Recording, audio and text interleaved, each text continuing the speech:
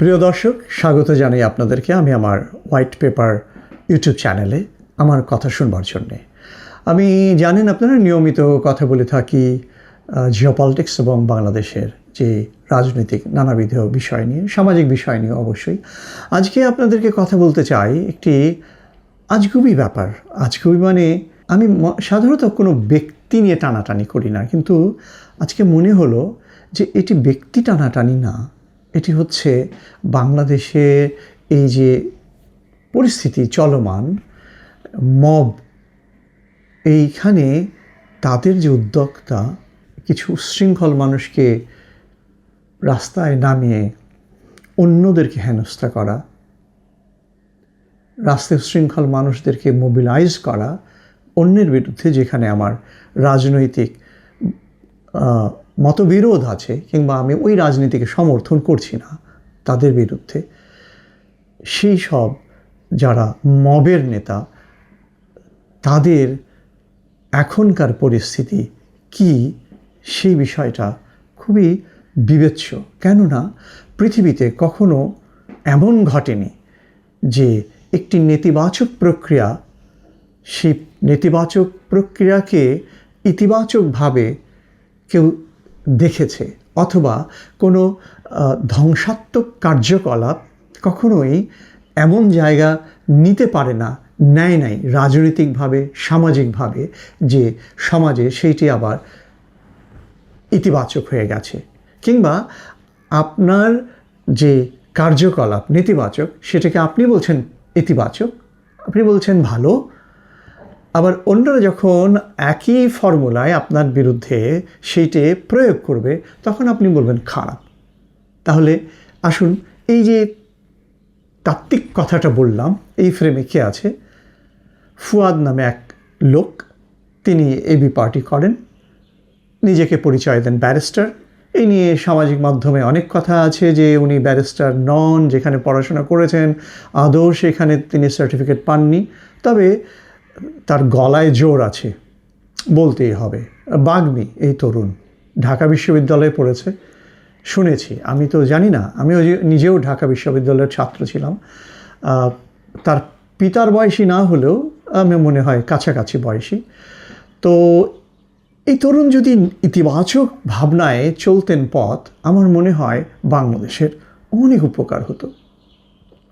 রাজনীতিটা বোঝেন, তার মতন করে বোঝেন, এবং এই বুঝতে গিয়ে তিনি কী করেছেন, নিজেকে খ্যাতিমান করতে চেয়েছেন। খ্যাতিমান করতে গিয়ে উনি কোথায় হাত দিয়েছেন দেখুন।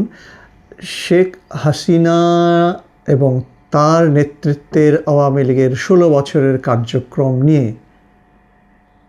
ভিন্ন রাজনৈতিক জায়গা, তাদের অভিমত, তাদের সংগ্রাম, তাদের আন্দোলন, সেটা রাজপথে অবশ্যই নিঃসন্দেহে জাস্টিফাইড, এটাই গণতান্ত্রিক প্রক্রিয়া। কিন্তু এই ধারাতে যখন জুলাইয়ের অভ্যুত্থান হলো, এই গণ অভ্যুত্থানে শেখ হাসিনার পুরো সরকার বিলুপ্ত হলো, তারপরে এই ফুয়াদ, তার উত্থানটার কোন জায়গাটা নেতিবাচক? তারা রাষ্ট্র গঠনে বাংলাদেশ সামরিক বাহিনীকে নিয়ন্ত্রণ করতে আগ্রহী হলো, এবং বিশেষ করে তার বক্তব্য, এই 2-4-10 জন মানুষ পাশে নেয়, সে চিৎকার করে, তার কথা পছন্দ না হলেই যদি মনে হয় যে সামরিক কমান্ডসরা তার কথা মানেনি, তার মতন করে ভাবে, সে মূল্যায়ন করে এবং চিৎকার করতে থাকে, গুড়িয়ে দেব, পুড়িয়ে দেব, ক্যান্টনমেন্ট ধ্বংস করে দেব বলেছে অন রেকর্ড। তার বিশাল বিশাল দুটো চোখ আছে, চোখ দুটো মেলে দিলেই মনে হয় অনেক বড়, মুখে খিস্তি খেউর এসব করতে উনি পছন্দ করেন। রাজনীতি হচ্ছে একটি পড়াশোনা করা, বাংলাদেশের জনমানুষকে বোঝা, এবং এই বাংলাদেশকে ইতিবাচকভাবে এগিয়ে নেওয়ার জন্যে যে মাঠের কাজ, সেটি হচ্ছে রাজনীতি। সেখানে মতাদর্শ আছে, নানাবিধ মতাদর্শ আছে। কেউ ইসলাম নিয়ে কথা বলছে, কেউ বলছে ধনতন্ত্র নিয়ে কথা বলছে, কেউ পুঁজিবাদী ধারার বিপক্ষে কথা বলছে, কেউ গণতান্ত্রিক প্রক্রিয়া আবার পুঁজিবাদী ধারার রাজনীতির কথা বলছে। তো এই যে রংধনু, নানা বর্ণে নানা রঙের সমাবেশ, সেটি তো থাকতে হবে। সেই সূত্রে এবি পার্টি রাজনীতি করবে অবশ্যই, সেই সূত্রে ফুয়াদ উনি রাজনীতি করবেন নিঃসন্দেহে, কিন্তু বুঝতে পারি না তার কোথায় চিন্তাভাবনায় জটিলতা। এই যে উনি ভাঙচুরের ডাক দিলেন, হুঙ্কার দিলেন, করে যাচ্ছেন, করে গেলেন, প্রেক্ষিতে কী হলো?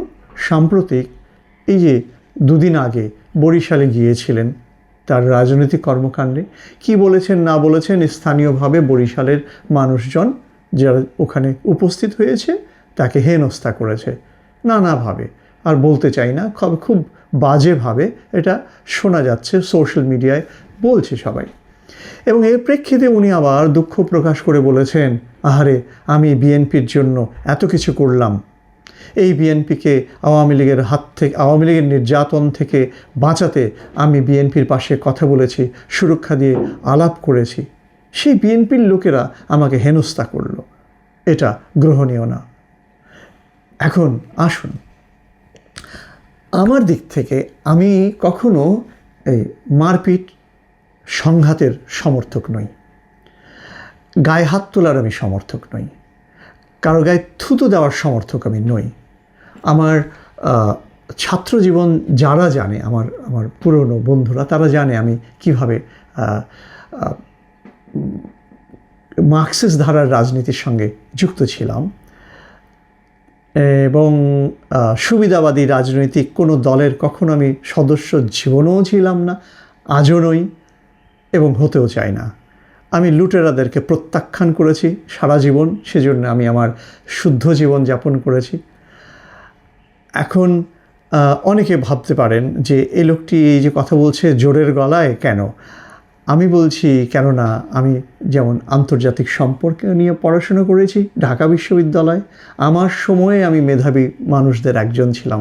আমি ঢাকা বিশ্ববিদ্যালয়ের বিতর্ক সংঘের নির্বাচিত সভাপতি ছিলাম 85 সালে 2 টার্মে। পরবর্তীতে আমি রয়টার্সের স্ট্রিঙ্গার ছিলাম, আমি জার্মান এবং জাপানিজ দূতাবাসের শিকি শতাব্দী রাজনৈতিক উপদেষ্টা ছিলাম। এটা মনে হবে বায়োডাটা বলছি, কিন্তু এইটা বলার মধ্য দিয়ে এটা প্রমাণ করার একটা জায়গা যে আমার যে ইতিবাচক মননশীল জায়গাটা, সেইটা একটি এমন ধারায় গড়ে ওঠা, রাতারাতি নয়। আমি পরবর্তীতে যে 7 দেশের আঞ্চলিক সংস্থা বিমস্টেক সদর দফতরের উপদেষ্টা ছিলাম, তারপরে অবসরে যাই। তাহলে আমার মতন লোক নিঃসন্দেহে দেশের জন্য কাজ করার চেষ্টা করেছি এবং আমার যে শিক্ষা দীক্ষা তাতে আমি লুটেরাদেরকে প্রত্যাখ্যান করেছি। আমি কোনো ধ্বংসাত্মক বিষয়কে সমর্থন করি নাই। সেই সূত্রে ফুয়াদ, এই ভদ্রলোক, এই তরুণের ধ্বংসাত্মক আচরণকে আমি সমর্থন করি না। আমি খুব দুঃখ পেয়েছি তার, এইটা নিয়ে আর কথা বলার আছে। এই জুলাই গণ অভ্যুত্থানের পরেই সে বলল 16ই ডিসেম্বর বিজয় দিবসে আমি মানি না। তার মানে সে বাংলাদেশের যে ভিত্তিভূমি, স্বাধীনতার জায়গা, সেটিকে সে প্রত্যাখ্যান করল। তার মানে সে সরাসরি একটি পাকিস্তানি এজেন্ট, পাকিস্তানপন্থী চিন্তাভাবনার। কোন পাকিস্তান? যারা 1971 সালে এইখানে 30 লক্ষ গণহত্যার জন্য দায়ী, যারা হিংস্র নর পশুর ভূমিকায় ছিল, সেই পাকিস্তানি শাসক গোষ্ঠীর যেই বক্তব্য যে বাংলাদেশের স্বাধীনতা যুদ্ধ নয়, সেই একই সূত্রে তার কণ্ঠস্বরে ধ্বনিত হয়। আমি যেখান থেকে তাকে অপছন্দ করি এই দর্শনটাতে, মানে আমি বাংলাদেশের স্বাধীনতা যুদ্ধ, এটিকে আমার মূল ভিত্তি আমার থাকতে হবে। এটি আমার অস্তিত্ব, এটি আমার বাংলাদেশ, এটি আমার জনগণ, এটি আমার ভিত্তিভূমি। এখান থেকে দাঁড়িয়ে আগামীতে যে কোনো সংস্কার, যে কোনো আন্দোলন, সব কিছুই গ্রহণীয়, সব কিছুই সেই ধাপে ধাপে হয়েছে। 1990-এর গণঅভ্যুত্থান হয়েছে, আমরা যখন এরশাদ বিরোধী, স্বৈরাচার বিরোধী আন্দোলনে যুক্ত ছিলাম, এই 80-র দশকের যখন উনি এলেন ক্ষমতায়, রাষ্ট্র ক্ষমতায় 83, তারপর থেকে আমরা আন্দোলন করেছি ঢাকা বিশ্ববিদ্যালয়ে। ধাপে ধাপে এই 2024-এর আন্দোলন হয়েছে। বাংলাদেশের তরুণরা সবসময় আন্দোলন করেছে যখন তারা বোধ করেছে যে রাষ্ট্র পরিচালনার জন্যে, এই দেশকে টিকিয়ে রাখার জন্যে রাজপথে তাদের নামতে হবে, রক্ত তারা দিয়েছে। কিন্তু দেশ একবারই স্বাধীনতা পায়, দেশের ভূখণ্ড যে সার্বভৌমত্ব পায়, লাল সবুজের পতাকা পায়, একটু জাতীয় সঙ্গীত পায়, সবটা মিলিয়ে বাংলাদেশের স্বাধীনতা 1971 সালে এবং 16ই ডিসেম্বরে। কেননা এইখানে লক্ষ লক্ষ ছাত্র, শিক্ষক, কৃষক, মজুর, জনতা কাঁধে কাঁধে মিলিয়ে বাংলাদেশের ওই সময়ের যারা বেঙ্গল রেজিমেন্ট এবং ইস্ট পাকিস্তান ইপিআর যাদেরকে বলে, পরবর্তীতে বিডিআর এবং এখন বিজিবি, তো ইপিআর, পুলিশ, এই সবাইকে নিয়ে একই সাথে স্বাধীনতার সংগ্রাম করেছে, যুদ্ধ করেছে, লড়াই করেছে, রক্ত দিয়েছে 9 মাস একটানা। আমার তখন 11 বছর বয়স। এই স্মৃতি আমার আছে। ফলে আমি শ্রদ্ধায় নত হই 1971-এর বীর শহীদদের প্রতি। আমি শ্রদ্ধায় নত হই সকল শহীদদের প্রতি সবসময়, যারা দেশের জন্য রক্ত দেয়। কিন্তু তাদেরকে আমি প্রত্যাখ্যান করি যারা বাংলাদেশের স্বাধীনতা, সার্বভৌমত্ব এবং স্বাধীনতা যুদ্ধের সংগ্রামকে প্রত্যাখ্যান করে। তাদের সাথে ভাই আমার লেনা দেনা নাই। এখন তবুও তারা তো তাদের মতন রাজনীতি করবে, তাদেরকে আমি তো বকতে পারি না। আমি যুক্তি দিয়ে, তর্ক দিয়ে কথা বলতে পারি। আমার যদি কখনো সুযোগ হতো যে কোন প্রেক্ষিতে সেই কথা বলে মুখোমুখি, এই তরুণের সঙ্গে আমি তর্কযুদ্ধে লিপ্ত হতাম। তর্কযুদ্ধে কিন্তু দেখুন, ব্যক্তিগতভাবে সে আমার দূরের মানুষ, আমার কোনো আত্মীয় নয়, আমার কোনো বন্ধু নয়, তার সঙ্গে আমার কোনো বাণিজ্যের লেনা দেনা নেই, সুতরাং তার প্রতি আমার কোনো ক্ষোভ নেই চাওয়া পাওয়ার। কিন্তু যখন সে এমনভাবে কথা বলে যেই কথার মধ্য দিয়ে দেশে বিশৃঙ্খলার সৃষ্টি হয়, যে কথার মধ্য দিয়ে আমার শ্রদ্ধার সামরিক বাহিনী, আমার ভালোবাসার সৈনিকরা, আমার দেশপ্রেম থেকে উজ্জীবিত হয়ে যেই সামরিক বাহিনীকে আমি গ্রহণ করি, মান্য করি, কেননা তারা উদয়াস্ত একটাই ভাবনা ভাবেন, বাংলাদেশের সার্বভৌমত্ব টিকিয়ে রাখা, সেই সামরিক বাহিনীর প্রতি আমার অটল বিশ্বাস, অগাধ স্বীকৃতি। তাদেরকে যখন ভেঙে ফেলার, তছনছ করার কথা বলে, সেরকম রাজনীতিকে আমি প্রত্যাখ্যান করি। এবং এই যে সেই ধরনের নিরন্তরভাবে এসব উদ্ভট কথাবার্তা বলেছে, তাকে যে মানুষ গ্রহণ করেনি, এই সব ধ্বংসাত্মক বিষয়ে যে মানুষ গ্রহণ করে না, তার প্রমাণ তাকে যখন মানুষেরা পেল, জনগণ পেল, তাদের কাছাকাছি এবং প্রত্যাখ্যান করেছে, হেনস্থা করেছে। কি হয়েছিল এতদিন ঢাকায় রাজপথে এই বিভিন্ন আইনশৃঙ্খলা বাহিনীর সুরক্ষার মধ্য দিয়ে সে চিৎকার করেছে, কথা বলেছে, তাকে বিভিন্ন টেলিভিশনে ডাকে পরিচিত হয়ে উঠেছে। এটাই মানে নেতা হয়ে ওঠা নয়। নেতা হয়ে ওঠা হচ্ছে একটি ইতিবাচক প্রক্রিয়া। তিল তিল করে গড়ে ওঠে একটা মানুষ নেতা হওয়ার জন্যে। তিল তিল করে যখন তার ভূমিকা থাকে মানুষের কল্যাণের জন্যে, রাষ্ট্রের মূল ভিত্তিভূমিকে রেখে যখন সে রাষ্ট্রকে স্বীকার করে আগামী দিনের গণতান্ত্রিক রাজনীতির কথা বলে, সেই রাজনীতিকে সবাই গ্রহণ করে। এটা বুঝতে হবে। টিট ফর ট্যাট এই কথাটি খুব প্রচলিত। দেশের সকল মানুষেরা উপলব্ধি করবেন যে ওনার প্রতি এই যে বরিশালে মানুষদের বিরূপতা কেন, সেইটে অনেক উনি ছাড়া আরও দু একজনকে দেখি অসহ্য নোংরা কদর্য ভাষায় কথা বলছে। বলে কি, এটাই নাকি জেনজিদের ভাষা। এটা তো কথা হলো? আপনারা কোথায় নিয়ে যেতে চান এই সমাজকে, এই দেশকে, এই আগামী প্রজন্মকে? তিল তিল করে ধ্বংস করার কি উন্মত্ত খেলায় নেমেছেন? শুধু এই জন্যে আপনাদেরকে মানুষ চিনবে, আপনাদেরকে বাহবা দেবে? থামুন, এইসব নোংরা জায়গার থেকে সরুন। সময় আছে, ইতিবাচক ভাবনা প্রকাশ করুন। দেশের মানুষের কোনটাতে ভালো হয় সেভাবে কথা বলুন। সঠিক যুক্তি তর্কে কথা বলুন। শুধু গলায় জোর নিয়ে হুঙ্কার করে এভাবে রাজপথে আচরণ আর করবেন না। এটা বন্ধ করুন। এটা বন্ধ করা উচিত। এবং আমি আজকে নিয়ে কেন কথা বললাম? বড় দুঃখে, বড় যন্ত্রণায়, বড় জ্বালায় বুকে। একটা গান আছে না, বড় দুঃখ পাইয়ারে বাংলার বাউল ময়ূর আছে।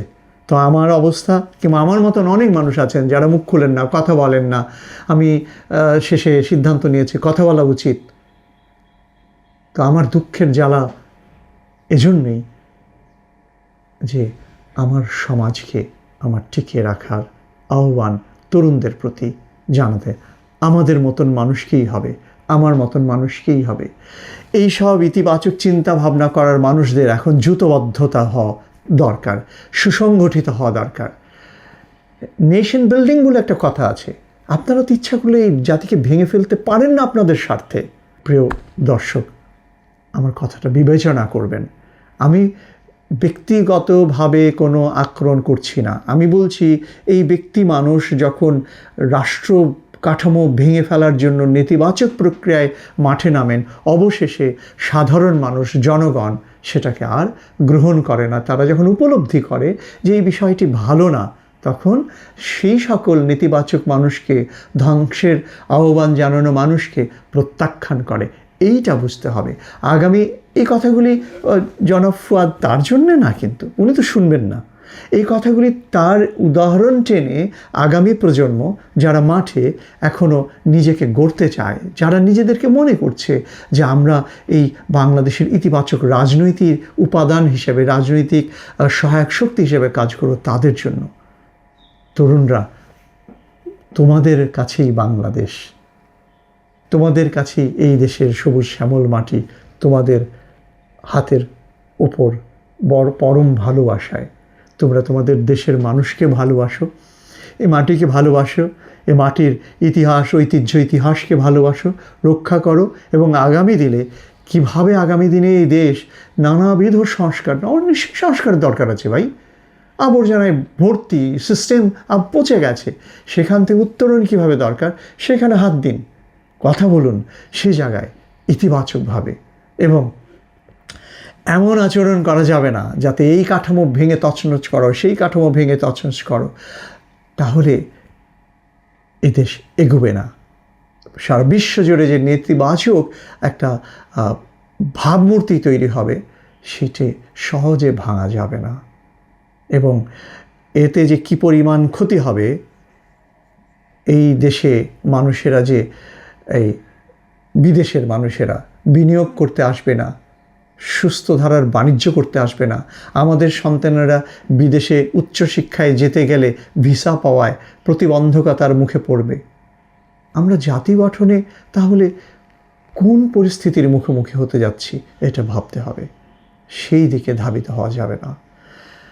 রাজনীতিতে স্বাগত, যারা রাজনীতি করতে চায় তাদের ইতিবাচক ধারার প্রতি স্বাগত, এটা হচ্ছে আমার বক্তব্য।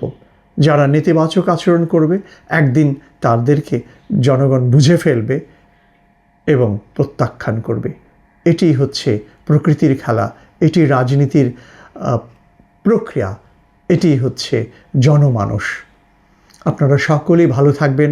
আমার কথা যদি ভালো লাগে শুনবেন, এবং আমার এই যে ইউটিউব চ্যানেল হোয়াইট পেপার, এটাকে সাবস্ক্রাইব করবেন। ভালো থাকুন, শুভেচ্ছা, শুভকামনা।